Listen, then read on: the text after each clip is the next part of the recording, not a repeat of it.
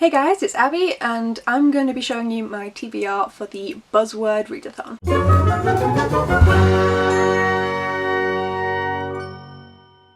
So Books and Lala has a readathon that she does every so often. I'm not entirely sure exactly how often she does it. And this round, the Buzzword, well, I should say what it is first. Buzzwordathon, Buzzword Readathon. She wanted it to be called the Buzzword Readathon, but everyone just calls it the Buzzwordathon. But she gives us a buzzword and then we have to read books with that in the title. And so one was you, one was girl, and this time around it's just numbers. So the numbers can be shown in any sort of way, whether it's in the numerical form or the spelled out form, if it's first, second, third, or 1, 2, 3, Roman numerals. And so I have picked 5 books. I don't know why I always tend to pick 5, but I have picked 5 books for my TBR for this. So they vary in length and difficulty, so I'm just going to pop them in the order I think I will find easiest to go through them. So this is the one that I think is the easiest and we'll go through. So first up we have 101 amazing facts you need to know about how it works. My mum brought this home a while ago, like 4 or 5 years ago, and I never read it. It's like 100 pages, 125 pages, just a little magazine that tells you random things such as what shape is the Milky Way, why was the Magna Carta important, why did the dodo die out, learn the answers to these questions and more inside. And it's just like a silly little thing, just to kind of, it's non-fiction, and just kind of adds extra stuff to your brain. And I've never actually read it, so I'm going to read it. It's got 101 in the title. Numbers! Then, next up, we've got 5 Little Pigs by Agatha Christie. So in this book, a woman has been convicted, yes, of murdering her husband. But just like the nursery rhyme, there were 5 other little pigs who could have done it. Whoever wrote this blurb. So various different people who had some sort of alibi and who didn't, and they all kind of match the nursery rhyme. Going to the market, staying at home, having roast beef, not having any, and crying all the way home. And 16 years after the incident, the daughter of both of them, or at least of the woman, I assume in this time it's going to be of both of them, in the time that it was written, but you never know. But yeah, the woman's daughter is trying to prove her innocence, and Poirot has the nursery rhyme in his head. So it's Agatha Christie. I read through these guys pretty quickly and always enjoy them. And it says 5, so... Next up, it's 4 by Veronica Roth. So this one's pretty obvious as to what the number is. And this is some short stories from the character 4 from the Divergent series prior to the Divergent series starting. That's all I really know about it, and I'm excited to finally get into reading it because I've been trying to find this for ages and I didn't pick it up until July, and obviously I've not been reading, so I can finally read it.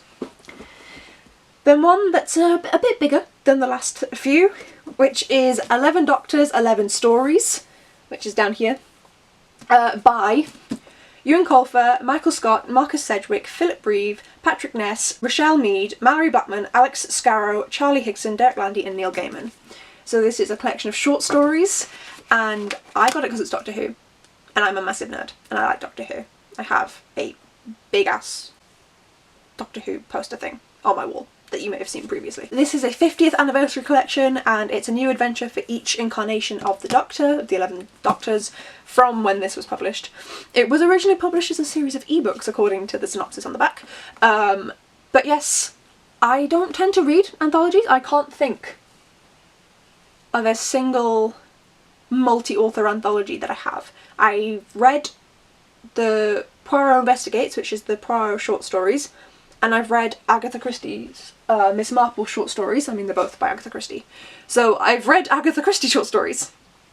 And that's it, as far as I can think. I don't think I've read an anthology of different authors, as far as I can recall anyway. Kayla loves reading anthologies, especially in readathons, so I thought that seeing as this has a number and it's an anthology, this is the perfect thing for Kayla's readathon. So yes, this is chunky, 500 pages, but the writing is pretty big and it is a selection of short stories, and it is intended for at least YA, if not middle grade, so I think that should be okay to get through. And then we have the one that's not. This is the last one. 11/22/63 by Stephen King. This will be my first ever Stephen King book that I'll have read, unless I magically read one before the readathon starts. I thought that this was a good, I mean obviously again the numbers are pretty obvious. I thought this was a good pick because Kayla loves Stephen King. Like, I think she's read 99% of his books, roughly. She's probably read this one, I can't imagine she hasn't. And so I thought, seeing as I have it and I've not read any Stephen King and I need something to kind of push me to pick him up, that reading it during a Kayla readathon is the best time. Especially with this title of 11/22/60, it's all numbers. So many of these titles are just all numbers. But yes, so this felt like the right thing to pick up. But it's huge. It's like 700-800 pages, so I'm gonna die reading that. But if I try and hold these in any sort of normal manner, this is my little TBR. I think that I could probably read through the first two in one day. This is a 5-day readathon, by the way, from the 18th of November until the 24th of November. So on the 18th I can probably read the top two, then the 19th 4, and then spend the rest of the time on 11/22/63 whilst trying to read like a story or two every day to try and get through that.